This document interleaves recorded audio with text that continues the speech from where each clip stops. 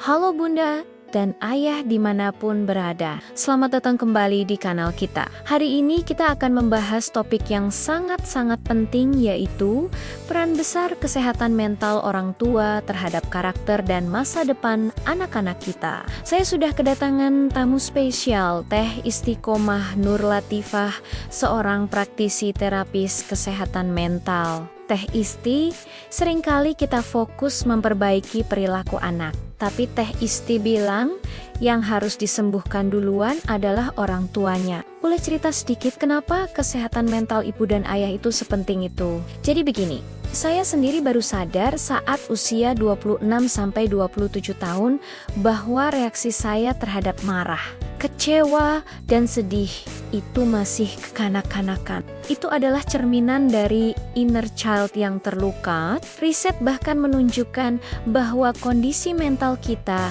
memengaruhi 80% dari kesuksesan hidup seseorang. Makanya, fokus kami adalah membantu, terutama para ibu, untuk menguras habis perasaan negatif. Karena kalau tangki emosi kita kosong, kita baru bisa berpikir positif. Faktanya, perilaku menyimpang pada anak seperti kecanduan gadget atau suka membuli itu bukan tanpa alasan. Itu adalah cara anak untuk menarik perhatian, cara mereka berteriak, "Tolong dengarkan aku." Jadi, itu adalah panggilan minta perhatian ya, cepat. Dan kita bisa meluruskan dan memperbaiki anak jika kita bisa mengisi 3 tangki perasaan mereka. Anak harus merasa dicintai, merasa aman, dan merasa nyaman. Tapi, bagaimana kita bisa mengisi tangki mereka kalau tangki perasaan kita sendiri kosong? Karena kita terlalu sibuk memendam luka masa kecil kita. Luka inner child kita inilah yang membuat kita gampang trigger. Saya dulu juga menjauhi orang tua karena merasa tidak dipercaya atau diabaikan. Tapi setelah saya sembuh, saya baru bisa melihat, oh, ternyata orang tua saya juga pribadi yang terluka. Ini luar biasa. Teh Isti bahkan pernah menangani kasus-kasus yang sangat berat, seperti narkolepsi pada ibu rumah tangga yang ternyata sumber stresnya dari orang tua. Ini membuktikan bahwa banyak masalah fisik dan psikologis berakar dari stresor masa lalu yang belum terselesaikan.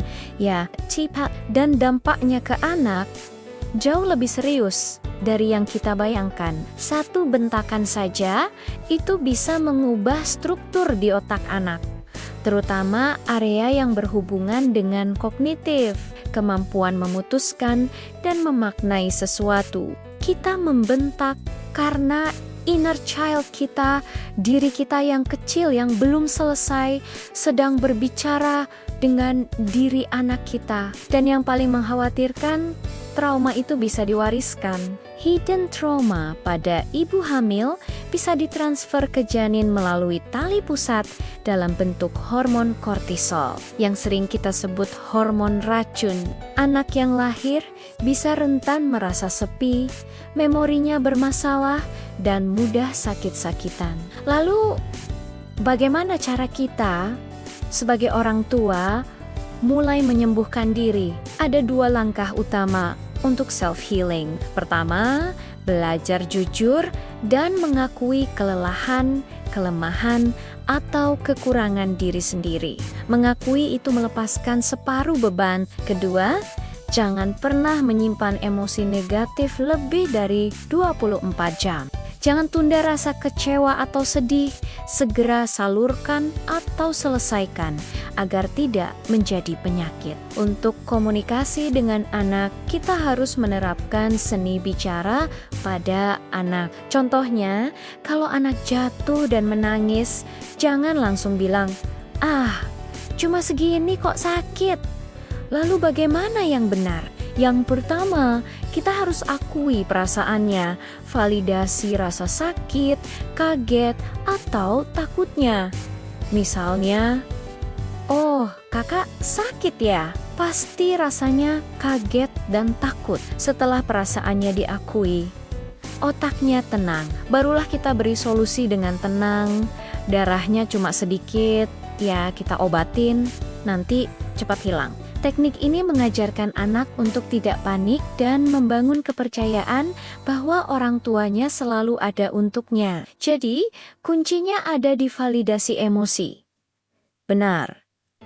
Dan bagi orang tua yang merasa karakternya sudah terlanjur terbentuk atau sudah melakukan banyak kesalahan di masa lalu, jangan merasa bersalah.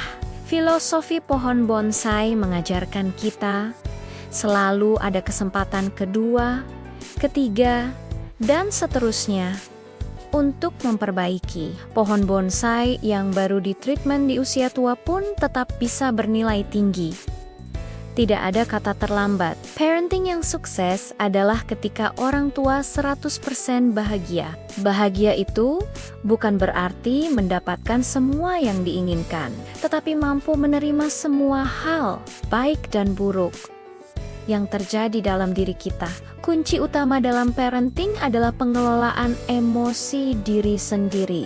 Jika emosi kita terkontrol, kita bisa mendampingi anak dengan baik. Pesan yang sangat mendalam. Terima kasih banyak Teh Isti sudah berbagi ilmu yang luar biasa ini. Semoga kita semua bisa menjadi orang tua yang sehat mental, agar anak-anak kita tumbuh menjadi pribadi yang bahagia dan utuh. Jangan lupa subscribe ya. Sampai jumpa di video berikutnya.